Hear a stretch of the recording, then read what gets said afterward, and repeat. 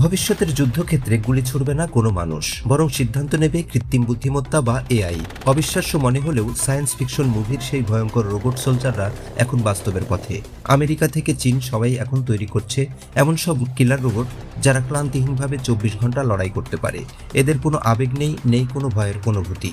এরা লক্ষ্যভেদে মানুষের চেয়ে কয়েক গুণ বেশি নিখুঁত। শুধু রোবট নয়, আসছে ড্রোন সোয়ার্ম প্রযুক্তি। একসাথে হাজার হাজার ড্রোন এআই এর মাধ্যমে মৌমাছির মতো আক্রমণ করবে শত্রু ঘাঁটিতে, যা যে কোনো আধুনিক এয়ার ডিফেন্স সিস্টেমকেও মুহূর্তে অকেজো করে দিতে পারে। কিন্তু প্রশ্ন হলো, একটা মেশিন কি মানুষের জীবনের মূল্য বুঝবে? যদি এআই নিজে থেকেই ভুল সিদ্ধান্ত নিয়ে হামলা শুরু করে, তবে তা কি মানবজাতির ধ্বংস ডেকে আনবে? বিশেষজ্ঞরা একে বলছেন যুদ্ধের তৃতীয় বিপ্লব। আপনার কি মনে হয়, যুদ্ধের ময়দানে রোবট ব্যবহার করা কি ঠিক?